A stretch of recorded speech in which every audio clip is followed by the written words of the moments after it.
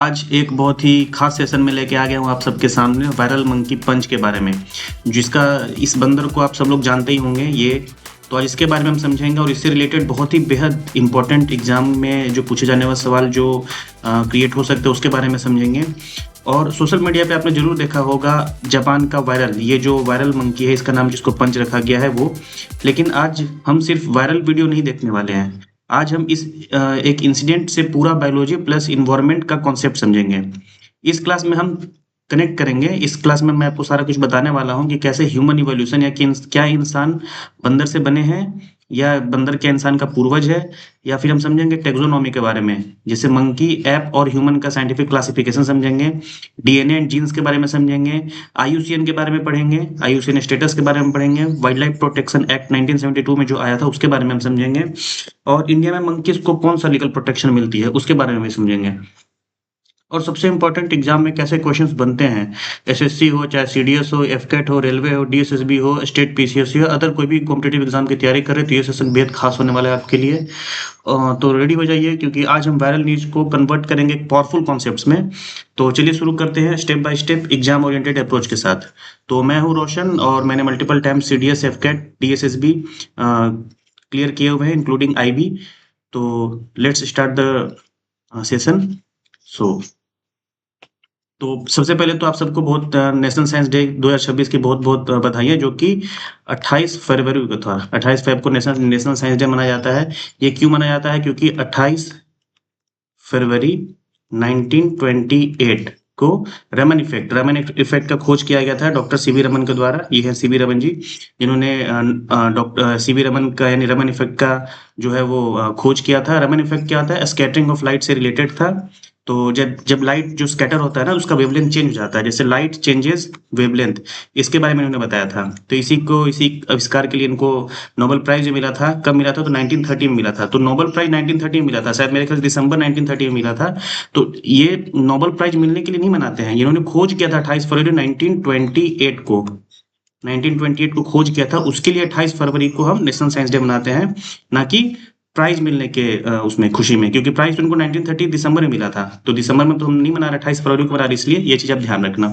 तो first celebrated 1987 में हुआ था, ऑर्गेनाइज में एनसीएसटीसी के द्वारा ऑर्गेनाइज किया जाता है, प्रमोट साइंटिफिक टेम्पर और एनकरेज स्टूडेंट्स इन रिसर्च। इस बार का थीम क्या था? तो इस बार का थीम ये था, अब ये देख लो, विमेन इन साइंस कैटलाइजिंग विकसित भारत। तो विमेन को बढ़ावा देने के लिए इस बार का थीम था। और सो नेक्स्ट टॉपिक चलते हैं। तो सबसे पहले हम पढ़ते हैं कि ये जो पंच है, ये देखो, ये जो जैपनीज मैकैक, जो हमारा पंच वहां पे जो मैंने फोटो दिखा रखा था आपको स्टार्टिंग में, बिल्कुल ये जो वायरल हुआ था वीडियो, जो एक ये इसको लेके हमेशा इस जू में जो है, जैपनीज जू में है, इसको बोलते हैं ओरेंगटानो। इसको लेके हमेशा ये जो बंदर है इसी के साथ हमेशा चिपका रहता है, क्योंकि स्टार्टिंग हुआ क्या था कि ये जो पंच है ये जुलाई 2025 में बॉर्न हुआ था। ये जैपनीज मैकाक है, इसका मकाका फुस्कटा इसका साइंटिफिक नेम है। लोकेशन इसी कवा सिटी जू, यानी जापान में ये इसका लोकेशन है, वहाँ पे जू है इसी कवा सिटी में, तो उसी जू में ये रहता है। तो इसका बैकग्राउंड स्टोरी ये है कि ये जब जन्म लिया था ना, तो इसके जन्म के कुछ ही समय बाद इसको जो है माँ ने इसको अबंडन कर दिया था, मतलब अपने से दूर कर दिया था। तो इसको एक प्लस ओरेंगुटन दे दिया था, टॉय जो होता है वो दे दिया था। तो इसके बाद से इसको हमेशा हर जगह लेके इसको घूम रहा था। तो ये वायरल जर्नी इसका अगस्त से सितंबर तक वीडियो जो है काफी हगिंग एंड ड्रैगिंग, जो टॉय को हग करके और इसी के साथ सोता था, इसी को लेके हमेशा ये रह रहा था, क्योंकि इसको ये अपनापन इसी में इसको दिख रहा था, जैसे एक माँ के साथ अपनापन दिखता है उस टाइप से। तो उसके बाद अक्टूबर में ये ग्लोबल मतलब क्लिप जो है वो ग्लोबली जो है स्प्रेड हुआ, और मतलब अगस्त से सितंबर में तो ये वीडियो जो है स्प्रेड हुआ जापान में, फिर अक्टूबर में ग्लोबली स्प्रेड हुआ, और देन लेट 2025 में जो ओरंगटान जो वो लेके साथ रखा था उसका सेल बहुत ज्यादा बढ़ा, और उसके बाद जनवरी 2026 में इंटरनेशनल मीडिया में इसको कवरेज दी। ठीक है, और इसको पंच को एक सिंबल ऑफ रेजिलियंस के नाम से, सिंबल ऑफ रेजिलियंस के रूप में इसको पेश किया गया। ठीक है, तो अब हम देखते हैं, जब अब ये हमारे टॉपिक में जापान आता है, तो चलो थोड़ा जापान के बारे में हम समझते हैं सबसे पहले। तो ये जापान में जापान में 4 आइलैंड है, एक होकाइडो, एक होन्शु, एक शिकोकू और एक क्यूशु। सबसे बड़ा आइलैंड कौन सा है? क्वेश्चन जो पूछा जाता है, बिगेस्ट आइलैंड। तो बिगेस्ट आइलैंड, तो आप इसमें तस्वीर में देख सकते हैं, सबसे बिगेस्ट आइलैंड देखो, होकाइडो तो इतना छोटा ही है, होन्शु देखो यहाँ से लेके यहाँ तक है, फिर शिकोको भी छोटा है और क्यूशु भी छोटा है। तो सबसे बड़ा कौन सा हो गया बिगेस्ट आइलैंड? तो ये हो गया होन्शु। फिर पूछता है एग्जाम में क्वेश्चन कि टोक्यो यानी जो जापान का राजधानी है वो कौन से आइलैंड पे स्थित है, तो ये आप यहाँ देख सकते हो टोक्यो, टोक्यो जो होंशु पे स्थित है। सबसे पूछता है एग्जाम में कि नॉर्दर्न मोस्ट यानी कि नॉर्दर्न मोस्ट, हम जब मैप पे देखते हैं तो मैप में हमारा क्या है, नॉर्थ है, ये साउथ है, ये हमारा ईस्ट है और ये हमारा वेस्ट है। तो नॉर्दर्न मोस्ट आइलैंड कौन सा हो गया, तो होकाइडो। अच्छा सदर्न मोस्ट कौन सा हो गया, तो क्यूशु। अच्छा साउथ वेस्टर्न कौन सा हो गया, तो क्यूशु, क्योंकि ये साउथ ये वेस्ट, ठीक है। तो ये सब आप ध्यान रखना, ये चारों आइलैंड के बारे में जो एग्जाम में पूछे जाते हैं क्वेश्चन। कौन से ओशियन में पाया जाता है, तो ये जापान जो है स्थित है तो पैसिफिक ओशियन। तो ये सब एग्जाम में क्वेश्चन आते हैं, तो ये सब आप ध्यान रखना, ठीक है। और तो बाकी इससे कभी जो जापान के बारे में ज्योग्राफी में अच्छे से मैं समझाऊंगा। अभी हम नेक्स्ट चलते हैं। तो अब पढ़ते हैं थोड़ा सा मंकी के बारे में कि इंपॉर्टेंट स्पेसीज जो मंकी जो इंडिया में कौन कौन से पाए जाते हैं। तो इंडिया में रेसस मैकाक जो दिल्ली के सीपी में दिखता है आपको, या फिर जो नॉर्दर्न इंडिया में जो मोस्टली दिखते हैं, ये अपना यही दिखता है रिसस मैकाक। जो यही चाहे आप बिहार में चले जाओ या यूपी में चले जाओ, चाहे दिल्ली के जो सीपी में या मंदिर में कई बार दिख जाता है, तो सारा के सारे यही है रिसस मैकाक, ठीक है। फिर लायन टेल्ड मकाक पाया जाता है, असमीज मैकाक है जो असम में पाया जाता है, हनुमान लंगूर है, नीलगिरी में ये नीलगिरी लंगूर पाए जाते हैं, कैप्ड लंगूर पाए जाते हैं। तो ये सब डिफरेंट डिफरेंट स्पेसीज जो कि इंडिया में पाए जाते हैं। उसके बाद हम पढ़ते हैं चलो कि मंकी का तो ठीक है, लेकिन इसके बारे में हम टैक्सोनॉमी पढ़ते हैं तो आपको ज्यादा क्लियर होगा कि कैसे ये चीजें जो है ये क्लासिफाई किया गया है। तो सबसे पहले देखो, एक टैक्सोनॉमी यानी बायोलॉजी का बहुत ही इंटरेस्टिंग कॉन्सेप्ट है। टैक्सोनॉमी क्या है, अब हमारे पास इतने सारे लिविंग ऑर्गेनिजम्स हैं कि मतलब उसको क्लासिफाई करना बहुत ही हार्ड हो जाता है। तो हार्ड क्लासिफिकेशन के कारण एक किसी न किसी स्तर पर क्लासिफाई करना था, तो यहाँ पे एक लीनियस है, कार्ल लीनियस है हमारे। ये एग्जाम में क्वेश्चन पूछता है कि टैक्सोनॉमी इज गिवन बाय, तो कार्ल लीनियस। तो कार्ल लिनियस ने एक सिस्टम बनाया था जिसमें कि इन्होंने ऐसे जो है इसको क्लासिफाई किया था सारे के सारे लाइफ को, ठीक है। तो सबसे पहले इन्होंने सबसे नीचे रखा था species, then genus, then family, then order, class, phylum, kingdom and then domain. सबसे ऊपर डोमेन है, सबसे लार्जेस्ट किंगडम को, सबसे लार्जेस्ट जो टैक्सोनॉमी सबसे जो बिगेस्ट है जहां पे सबसे ज्यादा एनिमल्स पाए जाते हैं वो है डोमेन। फिर ऐसे करते छोटा होता चला जाएगा, ठीक है। तो आप देख सकते हैं जो पिरामिड टाइप जो स्ट्रक्चर बनता है ये ऐसा बन रहा है। मैंने पहले भी वीडियो में जो सबसे पहले मैंने एक वीडियो बनाया था जिसमें कि मैंने बताया था वायरल पेंगुइन का स्टोरी, उसमें भी मैंने इसके बारे में बताया था, टैक्सोनॉमी के बारे में बताया था। मैं फिर से आपको इसको रिवीजन करा देता हूँ। देखो स्पेसीज, स्पेसीज क्या होता है, जो आपस में इंटरब्रीड कर सके। जैसे कि डॉग एक अलग स्पेसीज हो गया, ठीक है। मंकी एक अलग स्पेसीज हो गया। अब मंकी में भी अलग अलग स्पेसीज है, जैसे कि मैंने आपको ये बताया था, ये देखो डिसस मैकाक, लायन टेल्ड मकाक, ये अलग स्पेसीज है। मकाका सिलिनस, ठीक है, ये मकाका मुलेट्टा है। अभी मैं इसके बारे में बताऊंगा कि कैसे साइंटिफिक नेम पढ़ा जाता है, इन सब के बारे में बताऊंगा।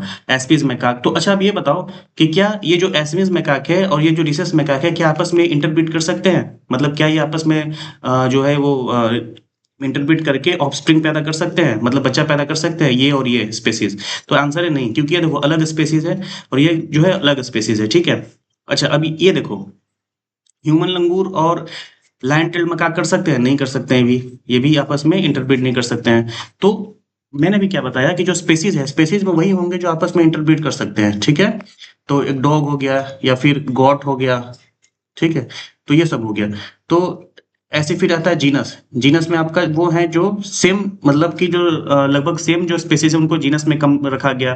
फिर जो लगभग उसको क्या बोलते हैं, जो कॉमन कैरेक्टरिस्टिक्स वाले हैं स्पेसीज वो जीनस बन गए। फिर कॉमन कैरेक्टरिस्टिक्स वाले जीनस जो है फैमिली बन गए। फिर ऐसे ही करते करते फैमिली को जो है इकट्ठा कर गया, जो सेम टाइप के फैमिली उनको एक ऑर्डर में डाल दिया गया। फिर सेम टाइप के जो ऑर्डर वाले हैं उनको एक क्लास बना दिया गया, फिर फाइलम, फिर किंगडम, फिर डोमेन, ऐसे ही बनता चला गया, ठीक है। तो आप ये चीज ध्यान रखना। तो अब हम चलते हैं नेक्स्ट। अब देखो सबसे पहले ये देखो, यहाँ पे ह्यूमन वर्सेस मंकी के बारे में समझने से हम उसके बारे में समझेंगे। ये देखो मंकी, मंकी जो है वो रिसस रिसस मकाक है, जो मकाका मुलेट्टा। ये देखो यहाँ पे रिसस मैकाक था, इसके बाद इसका जो साइंटिफिक नाम था वो मकाका मुलेट्टा था। तो इसी के बारे में यहाँ लिखा हुआ है कि मकाका मुलेट्टा के बारे में समझते हैं, क्योंकि जो नॉर्दर्न इंडिया में है वो मोस्टली यही पाए जाते हैं। तो ये देखो जो पहला लेटर होता है ना साइंटिफिक नेम रखने का, इससे पहले इसको स्पेसीज से ये स्पेसीज होता है, ये स्पेसीज के बारे में बताता है। जो दूसरा लेटर होता है ये जीनस के बारे में बताता है।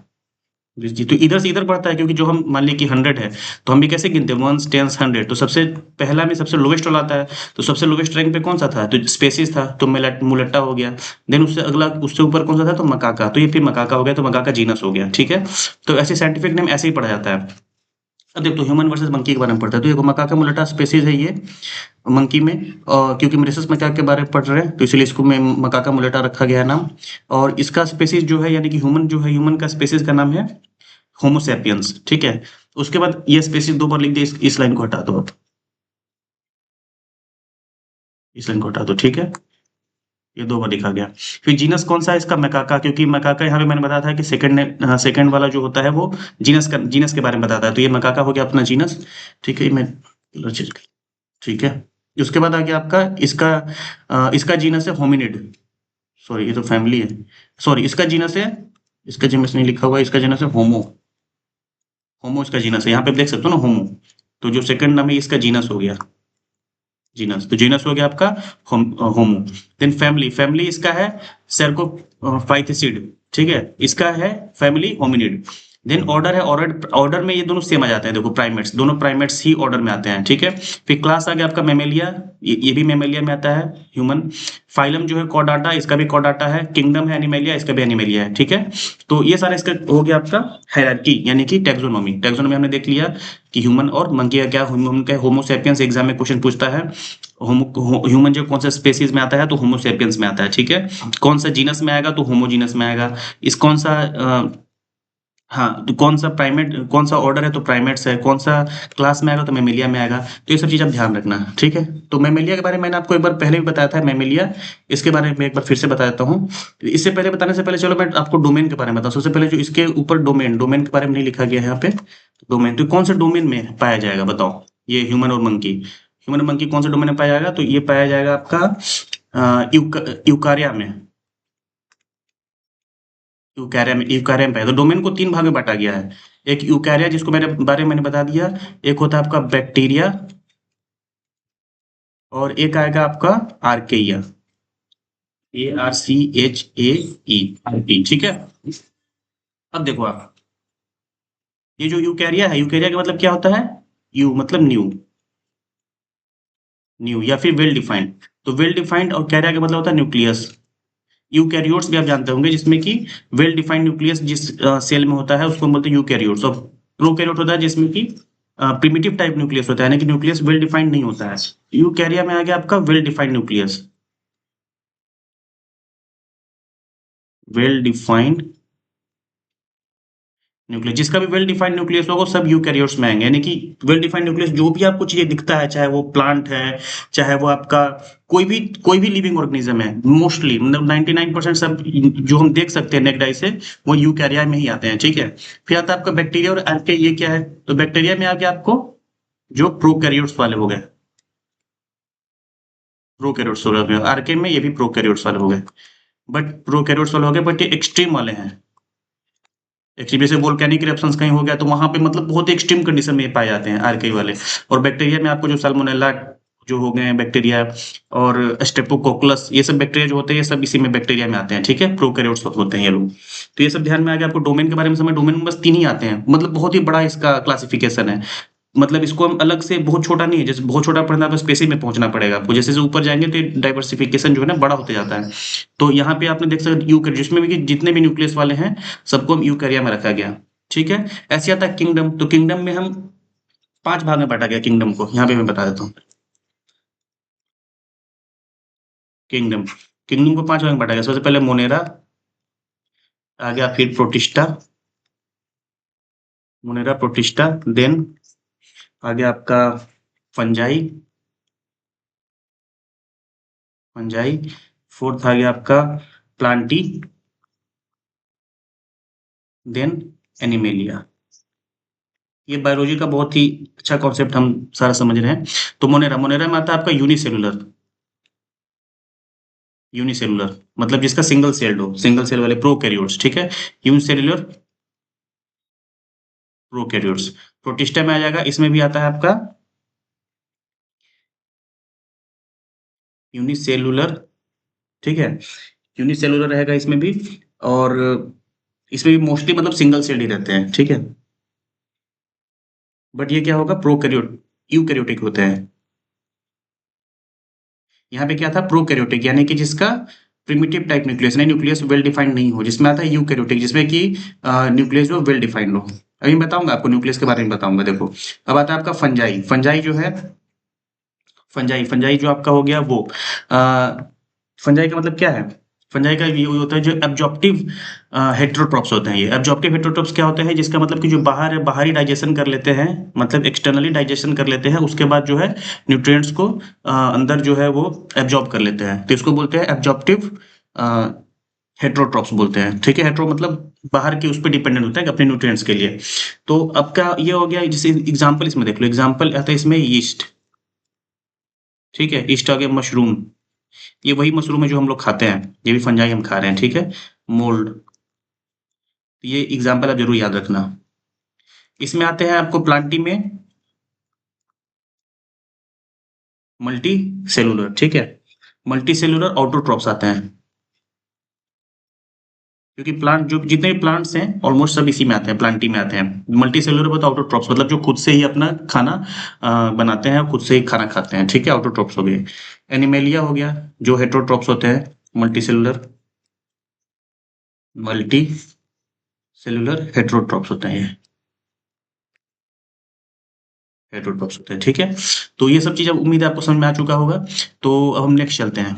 अब थोड़ा सा इसके बारे में बताता हूँ आपको। यहाँ देखो आप, न्यूक्लियस, न्यूक्लियस के बारे में आपको बताना था। ये देखो, ये अगर ऐसा सेल है, तो सेल, जब हम सेल को माइक्रोस्कोप से देखते हैं, तो माइक्रोस्कोप से देखने के बाद न्यूक्लियस जो है अगर वेल डिफाइंड का मतलब है कि हमें ये सेल में माइक्रोस्कोप से देखने के बाद हमें ये पता लग गया कि अच्छा न्यूक्लियस जो है यहाँ पे है। ठीक है, लेकिन अगर हमने सेल में देखा और न्यूक्लियस का पता ही नहीं लग रहा कि भाई न्यूक्लियस यहाँ है, यहाँ है, यहाँ है, यहाँ है, कहाँ है, पता ही नहीं लग रहा, तो वो हमें, फिर उसको हम बोलते हैं कि प्रोकैरियोट्स वाले, यानी कि प्रिमिटिव टाइप न्यूक्लियस, जिसका न्यूक्लियस वेल डिफाइंड ना हो। अगर हमने माइक्रोस्कोप पे देखा और हमें पता चल गया कि अच्छा यहाँ पे है, तो हम, इसका मतलब हो गया यूकैरियोट्स। ठीक है, इसमें क्या होता है, डबल, ऑलमोस्ट यू जितने यूकैरियोट्स होते हैं ना, उसमें डबल लेयर का आपका न्यूक्लियस, वो होता है, न्यूक्लियस होता है, जिसमें कि पोर्स बने होते हैं, जिससे कि इन एंड आउट होता है सब्सटेंस का। ठीक है, तो ये सब चीज आपको ध्यान रखना है, बायोलॉजी का बहुत अच्छा कॉन्सेप्ट है। चलो, ये मैं आपको अभी बायोलॉजी का क्लास में अच्छे से और बता दूंगा। अब हम चलते हैं, चलो, तो हम देखते हैं इवोल्यूशन ट्री, कैसे ह्यूमन बना था। ठीक है, तो क्या ह्यूमन मंकी से बना था? तो नहीं। तो क्या ह्यूमन और मंकी के एंसेस्टर सेम है? तो बिल्कुल हाँ, हमारा क्या है, एंसेस्टर सेम है ह्यूमन और मंकी का, लेकिन वो सेम वो नहीं है। जैसे आप ये देख सकते हो, एंशियंट प्राइमेट एंसेस्टर जो कि 30 से 35 मिलियन ईयर्स अगो थे, ये अब एक्सटिंक्ट हो गए हैं, एक्सटिंक्ट हो गए। तो इससे क्या हुआ, अर्ली एप्स बना था, अर्ली एप्स से फिर लेसर एप्स बना, जो कि स्प्लिट हुआ था 18 से 20 मिलियन ईयर्स अगो, और ये फिर ग्रेट एप्स बना था। तो लेसर एप्स यानी जो गिब्बॉन्स वगैरह हैं, अभी भी ये गिब्बॉन्स पाए जाते हैं, तो ये हैं। फिर ग्रेट एप्स बना था, ये जिसको होमिनिड उसमें रखा गया था क्लास में। ये देखो ना, यहाँ पे आप देख सकते हो, यहाँ पे आता है होमिनिड फैमिली, होमिनिड फैमिली में यहाँ फैमिली का नाम लिखा हुआ है होमिनिड। ठीक है, उसके बाद यहाँ पे आता है जो ओरेंगुटन्स है। अब ये देखो, ये बहुत ही इंपॉर्टेंट है, ये बेहद खास है। क्यों खास है? क्योंकि ये जो दिया गया था पंच को, पंच मंकी को, ये ओरंगुटन्स ही एक ओरंगुटन्स का ही शेप का जो भालू टाइप बना के, एक टेडी टाइप बना के इसको दिया हुआ था। ठीक है, इसके बाद जो, तो इसका मतलब इसका इवोल्यूशन कहाँ से हुआ था? तो ग्रेट एप्स से हुआ था। तो ये ओरंगुटन्स बना, ग्रेट एप्स मतलब जो फर्दर इवोल्यूट होके एक ओरंगुटन्स बनाए, एक गोरिल्ला बना, एक ह्यूमन चिंप एंसेस्टर बना। तो जो ह्यूमन चिंप एंसेस्टर था ना, ये यही वाला फिर यहाँ आ गया, देखो ह्यूमन चिंप एंसेस्टर, ये इससे चिंपैंजी बना और ह्यूमन बना। ह्यूमन होमो सेपियंस पे चिंप लाइन, यानी कि चिंपैंजी लाइन स्टार्ट हो गया और ह्यूमंस वाला लाइन स्टार्ट हो गया। ठीक है, बोलोगे आप सर ये ओरंगुटन्स हो गए, गोरिल्ला हो गए, चिंपैंजी हो गए, सब तो मैंने देखा है जू में। तो हाँ, आप जू में तो देखे हैं, लेकिन क्या बाहर देखे इंडिया में? तो नहीं। क्यों? क्योंकि इंडिया में पाए नहीं जाते हैं। तो कहाँ पाए जाते हैं, इसके बारे में आप देखो। पहले, सबसे पहले बताता हूँ कि गोरिल्ला, चिंपैंजी और मंकी के बारे में अलग अलग इसके क्लासिफाई कर दो, ताकि ताकि आपको ये पता चल जाए कि गोरिल्ला क्या होता है, चिंपैंजी क्या होता है, मंकी क्या होता है। सबसे पहले देखो, ये बायोलॉजिकल ग्रुप ग्रेट टाइप, मैंने बताया था गोरिल्ला, ये देखो ना, गोरिल्ला यहाँ से बना था, तो ग्रे टैप वाले हैं, ये भी ग्रे टैप वाले हैं। चिंपैंजी, मंकी, मंकी नहीं है। ठीक है, उसका टेल, इनका देखो, गोरिल्ला का सबसे बड़ा जो वो है, इससे जो डिफरेंट है मंकी से, उसमें टेल नहीं होता। गोरिल्ला में ना, चिंपैंजी में टेल होता है, इसमें मंकी में टेल होते हैं। ठीक है, बॉडी साइज इसका लार्जेस्ट है, गोरिल्ला का सबसे बड़ा है। ठीक है, चिंपैंजी का मीडियम मीडियम होता है, मीडियम से लार्ज के बीच में होता है, और इसका जनरली स्मॉलर है। तो मंकी आप देखे ही होंगे। ब्रेन एंड इंटेलिजेंस इनका गोरिल्ला का बहुत हाई होता है, चिंपैंजी का वेरी हाई होता है, टूल भी यूज करते हैं। ठीक है, उसका ये मॉडरेट होता है। लोकोमोशन, नकल वॉकिंग करते हैं, नकल वॉकिंग एंड क्लाइंबिंग करते हैं। मतलब कि नकल वॉकिंग का मतलब वो है जो चार पैर, दो पैर और दो हाथ पे नहीं चलते हैं झुक के, बॉडी को नीचे झुका के, उसको बोलते हैं नकल वॉकिंग।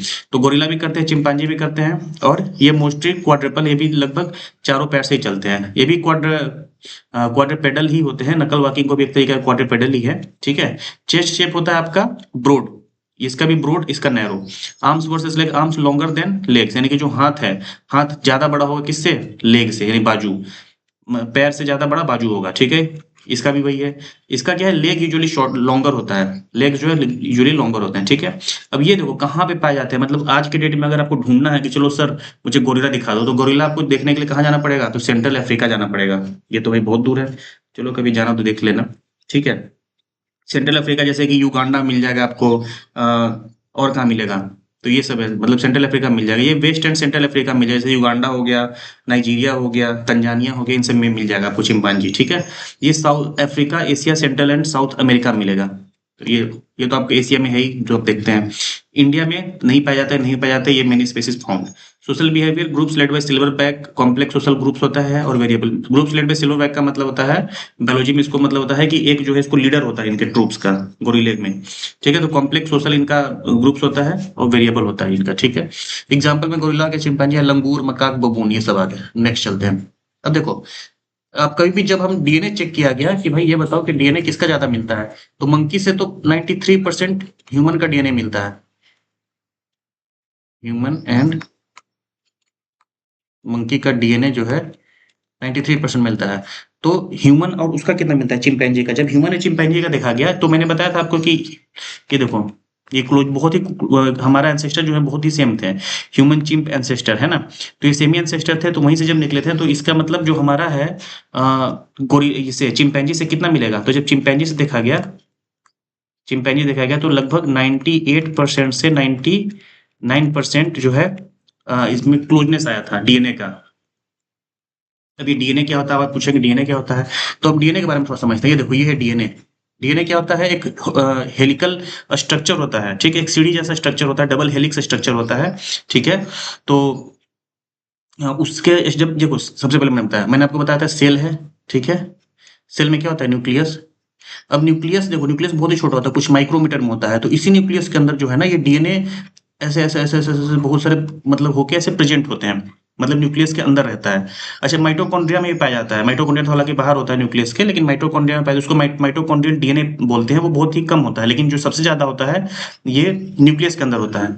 तो ये एक स्ट्रक्चर फॉर्म करते हैं, ऐसे ऐसे होके एक स्ट्रक्चर फॉर्म करते हैं, जिसको हम क्रोमोसोम बोलते हैं। तो मतलब डीएनए डीएनए जो है एक बहुत ही ऐसे लपेटा हुआ था, कुछ माइक्रोमीटर के उसमें होता है, और एक डीएनए का लेंथ जो होता है लगभग 2 मीटर होता है, ठीक है। तो इसमें अब देखो, तो एक डीएनए का लेंथ कितना होता है, 2 मीटर होता है। तो आप ऐसे भी देख लो कि 2 मीटर और कुछ माइक्रोमीटर होते हैं, और कितने ही सारे डीएनए इसके अंदर हैं, इस न्यूक्लियस के अंदर है।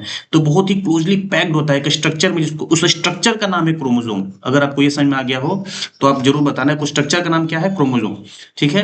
अब फिर जीन क्या होता है सर, तो सर जीन के बारे में मैंने देखा था। अच्छा, पहले डीएनए के बारे में और समझ लो। डीएनए जो है ये इनहेरिटेंस, यानी कि जो पिछला जो पीछे का जो हमारे माँ बाप होते हैं ना, उनके पूरा इन्फॉर्मेशन को, जो जेनेटिक इन्फॉर्मेशन है उसको हम आगे ले जाता है डीएनए, ठीक है। वो डीएनए होता है, जैसे कि आई का कलर कैसा होगा, ब्लड ग्रुप क्या होगा, उसके बाद आपका ह्यूमन का स्ट्रक्चर क्या होगा, बॉडी का स्ट्रक्चर क्या होगा, छाती चौड़ा होगा या छाती पतला होगा, क्या कैसा होगा, वो सब चीजें ये बनाता है। बाल कैसा बनेगा, बाल कैसा ग्रोथ होगा, ये सब जो है डीएनए लेता है। लेकिन अब जीन क्या है फिर, तो जीन इसी का, अब डीएनए है ना, ये इसका स्मॉल स्ट्रैंड उठा लो, मान ली कि यहाँ से यहाँ तक आपने उड़ा दिया, उठा ले, इसको बोलते हैं जीन। इसी का स्मॉल स्ट्रैंड्स को बोलते हैं जीन।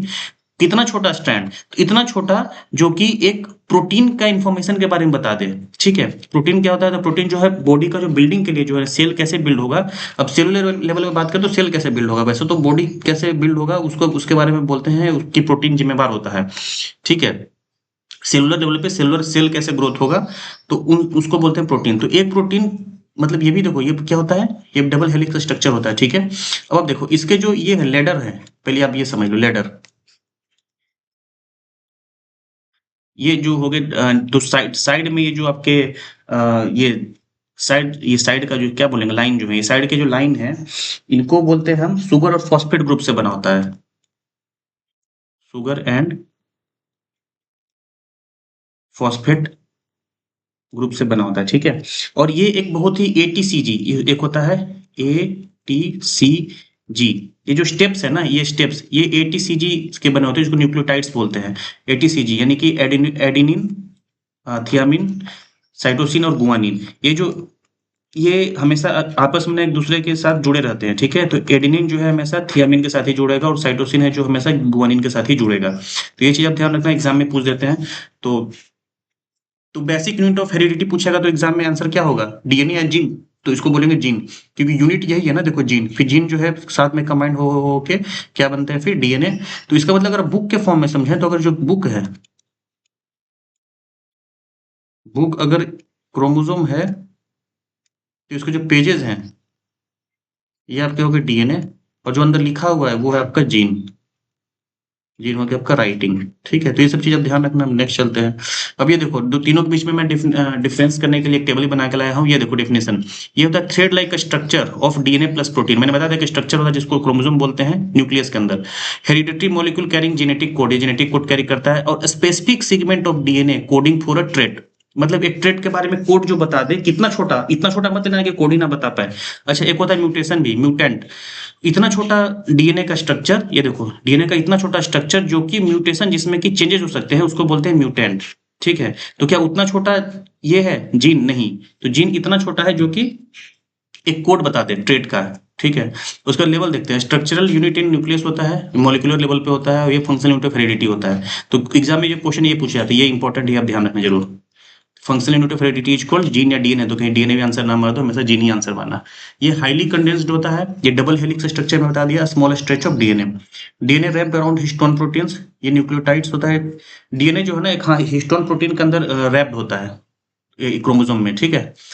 जो स्ट्रक्चर, जो क्रोमोसोम जिसको बोलते हैं, यहाँ पे डीएनए जो है, डीएनए का जो मैंने बताया था कि जो स्टेप्स होते हैं, यानी कि उसको न्यूक्लियोटाइड्स यानी एटीजीसी का बना होता है, एडेनिन, थियामिन, गुआनिन और साइटोसिन। ये सीक्वेंस ऑफ न्यूक्लियोटाइड्स होता है ये भी, ठीक है? Package and organise DNA store genetic information, codes for protein एट्रेसी। आप देख लेना, इनसाइड न्यूक्लियस होता है, इनसाइड क्रोमोसोम।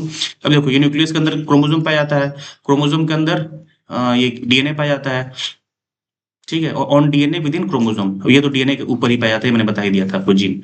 नंबर पर ह्यूमन ऑटोमेटिक सोमैटिक सेल, यानी एक सेल में कितना होता है? तो 46 क्रोमोसोम होते हैं। ये अब ये जो ह्यूमन बॉडी होता है उसमें 46 क्रोमोसोम होते हैं, ये आप जो जानते हैं, ये एक्चुअली पर सेल का होता है, यानी एक सेल के अंदर 46 क्रोमोसोम होते हैं।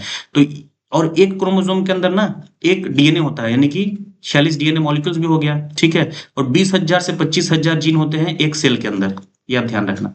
Visibility, visible during cell division, cell division के टाइम पे आप ये रॉड लाइक स्ट्रक्चर दिखता है, तो ये आप ध्यान रखना है, visible during cell division, cell division का टाइम दिखता है, तो ये भी एग्जाम में पूछ देता है क्वेश्चन। और ये 46 क्रोमोसोम वाले तो पूछते ही पूछते हैं। नॉट यूजुअली विजिबल और नॉट विजिबल, ये होता है क्रोमोसोम, एग्जाम्पल हो गया डेट, डबल एक्स और जीन फॉर ब्लड ग्रुप, ठीक है? तो ये सब चीज आपको ध्यान रखना है, क्योंकि एग्जाम्स में क्वेश्चन से पूछे जाते हैं। अब आप पूछेंगे सर मंकी में कितना होता है क्रोमोसोम? तो मंकी में डिफरेंट डिफरेंट टाइप के मंकी होते हैं, तो अलग अलग टाइप में 42 से 48 क्रोमोसोम होते हैं इन मंकी। अब आते हैं नेक्स्ट। अब हम चलते हैं नेक्स्ट, ये DNA versus gene versus chromosome मैंने बता दिया, मॉलिक्यूल होता है, सेगमेंट ऑफ डीएनए होता है जीन, और ये पैक्ड डीएनए स्ट्रक्चर होता है। तो ये मैंने वही चीज है, सेम रिपीट हो रहा है। अब हम चलते हैं नेक्स्ट। अब हम पढ़ते हैं कि सर इनके सुरक्षा के लिए क्या किया गया है। तो इनके सुरक्षा के लिए जो है ना कि IUCN यानी international union for conservation of nature बनाया गया था। जब देखा गया था कि भाई बहुत सारे जो एनिमल है उनका पोचिंग हो रहा है, या फिर शिकार कर रहे हैं लोग, या फिर जो है उनको मार रहे हैं, जंगल कट रहा है तो वो परेशान हो रहे हैं, जंगल कम हो रहा है, वो लोग जो है जो एनिमल्स है वो अब जी नहीं पा रहे हैं, तो इससे क्या हो रहा था कि दिक्कत हो रहा था, इससे क्या होता है हमारे फूड चेन में गड़बड़ी हो सकता था। तो इन सब चीजों को ध्यान रखने के लिए international union for conservation of nature बनाया गया, जिसका हेडक्वार्टर ग्लैंड स्विट्जरलैंड में है। फॉर्म हुआ था 1948 में। एग्जाम में डायरेक्ट क्वेश्चन पूछे जाते हैं, बिल्कुल ध्यान रखना। ग्लोबल ऑर्गेनाइजेशन है, एसेस हाउ थ्रेटेंड स्पीसीज, एक स्पीसीज कितना थ्रेटन हो रहा है वो। अच्छा, ये एक एग्जाम में पूछा हुआ क्वेश्चन है कि रेड डाटा बुक, ये रेड डाटा बुक, ये रेड डाटा बुक बनाता है, ठीक है? तो IUCN रेड लिस्ट जारी करता है, रेड डाटा बुक यही बनाता है। फिर maintain red list of threatened species, gives global conservation status. तो ये सब ध्यान रखना। डज नॉट, हाँ ये इंपॉर्टेंट है कि ये कोई लॉ या पॉलिसी नहीं बनाता है, ठीक है? तो ये सब इंपॉर्टेंट है, आप देख लेना। Involvement climate change, biodiversity, sustainable development, influence conservation groups, NGO वगैरह को इन्फ्लुएंस करता है। अब हम आगे देखते हैं। तो जो लॉ बनाया गया है वो है वाइल्ड लाइफ प्रोटेक्शन एक्ट 1972। ये इंडिया का मेन लॉ है जो कि वाइल्ड लाइफ को प्रोटेक्ट करता है ना। एग्जाम में पूछा हुआ क्वेश्चन है, रेलवे में एक बार पूछा था, रेलवे जेईई के एग्जाम में पूछा हुआ क्वेश्चन है कि वाइल्ड लाइफ प्रोटेक्शन एक्ट कब बना था, तो 1972 में बना था। अप्लाइज टू ऑल इंडिया, पूरे इंडिया में अप्लाई होता है। ये क्या क्या इसका ऑब्जेक्टिव है, तो वाइल्ड एनिमल को प्रोटेक्ट करना, हंटिंग पे बैन लगाना, create protected areas, regulate trade in wild life. ठीक है, इंपॉर्टेंट एग्जाम फैक्ट्स याद रखना। Hunting of protected animals illegal and punishable है। क्रिएट, अच्छा ये क्रिएट करता है नेशनल पार्क और वाइल्ड लाइफ सेंचुरीज भी। अब पूछेंगे सर ये क्या होता है, ये भी बताऊंगा आपको। Places animals in schedules 1 to 6 by protection level, तो 1 to 6 के उसमें शेड्यूल में ये एनिमल्स को प्रोटेक्ट करता है। ठीक है, अब हम देखते हैं ये national park versus wild life sanctuary देख लो। ठीक है, वाइल्ड लाइफ प्रोटेक्शन एक्ट 1972 मैंने बताया था कि नेशनल पार्क भी बनाता है और वाइल्ड लाइफ सेंचुरी बनाता है। तो हम देखते हैं कि ये होता क्या है। तो नेशनल पार्क जो है ये हायर होता है और ये लोअर होता है। हायर और लोअर का मतलब ये है कि बड़ा और ये उससे कम बड़ा होता है, मतलब छोटा होता है उससे कंपैरेटिवली नेशनल पार्क से। Wild life sanctuary highly restricted होता है, यहाँ पे बिल्कुल मतलब रिस्ट्रिक्शन होता है कि भाई कोई भी आप आदमी इवन इंसान का घूमना फिरना भी मना होता है। यहाँ पे होता है कि सम एक्टिविटीज अलाउड रखते हैं कि जाओ भाई थोड़ा सा आप ट्रेकिंग भी कर सकते हो, ये ऐसी चीजें कर सकते हो, तो ये वाइल्ड लाइफ सेंचुरी पॉसिबल होता है। ठीक है, हाईली रिस्ट्रिक्टेड होता है नेशनल पार्क। ये होता है सम एक्टिविटीज अलाउड, ये बता दिया। यहाँ पे क्या होता है, ग्रेजिंग वगैरह भी देख लो। यहाँ पे नॉट अलाउड होता है, यहाँ पे मे बी अलाउड, रेगुलेटेड होता है। ठीक है, उसके बाद वेरी स्ट्रिक्ट। ठीक है, ये लिस्ट स्ट्रिक्ट होता है। तो प्रोटेक्ट्स मोस्ट, ये चीज ध्यान रखना। ठीक है, उम्मीद आपको समझ में आ गया होगा।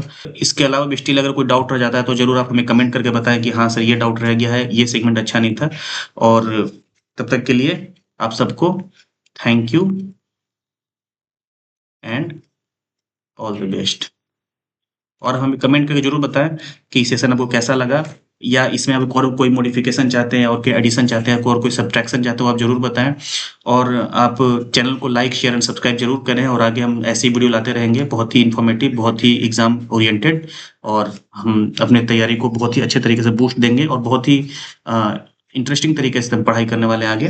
तो तब तक के लिए thank you and all the best.